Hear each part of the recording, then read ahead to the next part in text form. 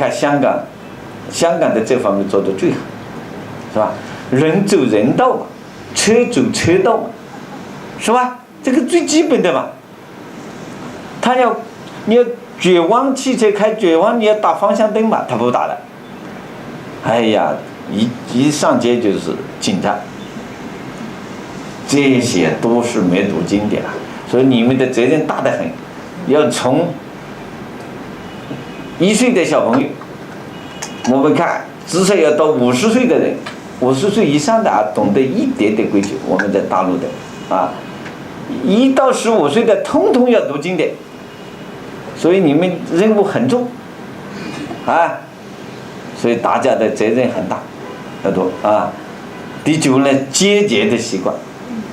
现在你看我们浪费太大，这一点我们啊，台湾同胞、香港同胞做得最好了。你看，吃菜全部吃光了，是吧？用水很注意，用电很注意，什么东西都很注意。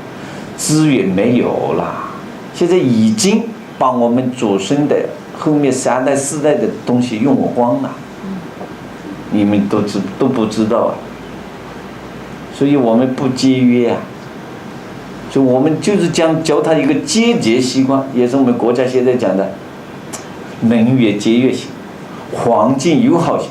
我告诉大家啊，我们国家的试点就在我们湖南长沙、株洲、湘潭3个市，是全国大陆我们大陆能源节约型和环境友好型的全国的试点。你看我们长沙、株洲这些湘江全部整理，要接整东方的莱茵河，今年开始启动，拿3000个亿，所有湘江的周围的所有工厂有污染的全部关掉，首先是关掉，然后你保证没有污染的再搬迁，也不准放在湘江，要搬到沙沟里面，不能影响。如果搬了还记住不能改造，还是有污染的就停掉，再赚钱的国家不要了，说这个决心很大的。我们就是旁边这个黄兴镇参加和孙中山搞辛亥革命的黄兴镇，一个镇就关掉38家化工厂，全部关掉，一个都不留。搞生态生态环境生态农业来改成生态农业，是吧？所以我们这个是很注意的节俭。你看我们到湖南的宾馆里，他不帮你配牙刷牙膏的，你要配就必须要出钱，你要自己，他培养你自己要带牙膏，自己带拖鞋。你看牙膏一支那么大，用了一下又丢了，是吧？肥皂那么香皂一坨，你用了一点点又丢掉了，每一天浪费太多。这是我们国家在我们长株潭搞试点。那么你看，对我们电每个单位用水用气全部有标准的啊。我们的夏天的空调必须不能超过26度，超过26度就要罚款的，只要他抽查到就要罚款的，是吧？所以我们这些习惯都要培养，好吧？还有惜时的习惯，遵守时间。这是我们现在小学生我们中国人大陆很多人不遵守时间。我们台湾、香港同胞，我们港澳同胞，是吧？海外侨胞这方面有些做的。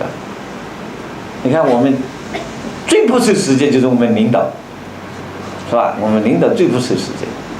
这些领导为什么不守时间？都是我们幼儿园园长老师教的，小学老师教的。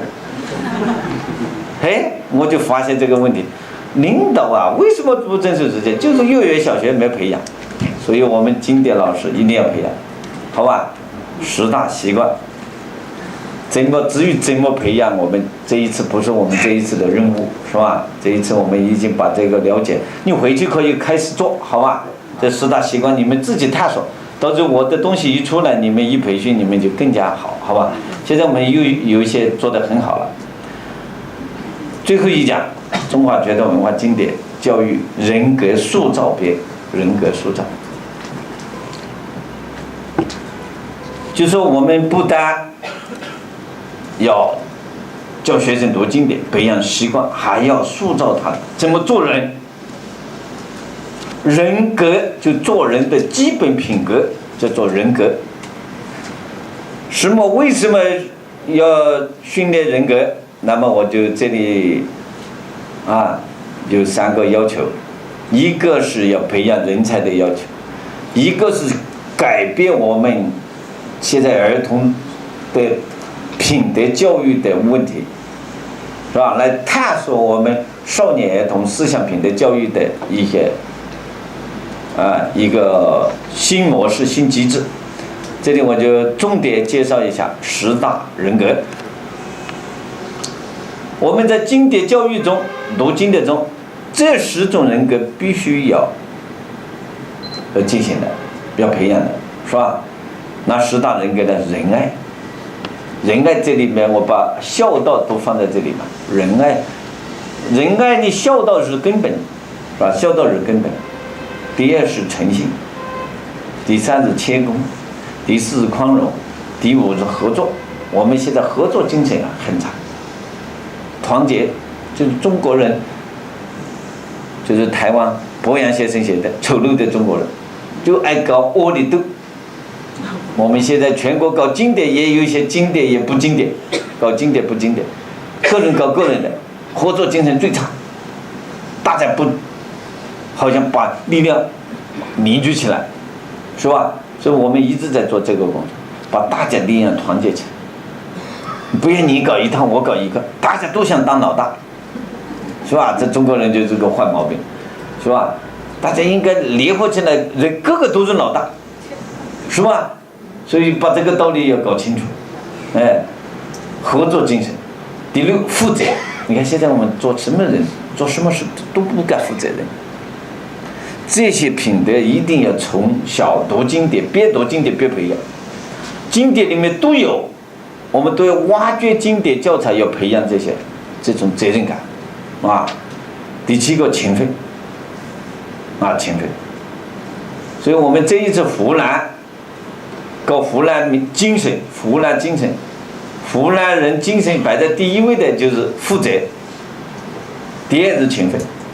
我们湖南人所以有一句话，敢为天下先，他就是敢于负责，敢于创新。为什么出了这么多伟人呢？你看岳麓书院，我们昨天看了，实事求是。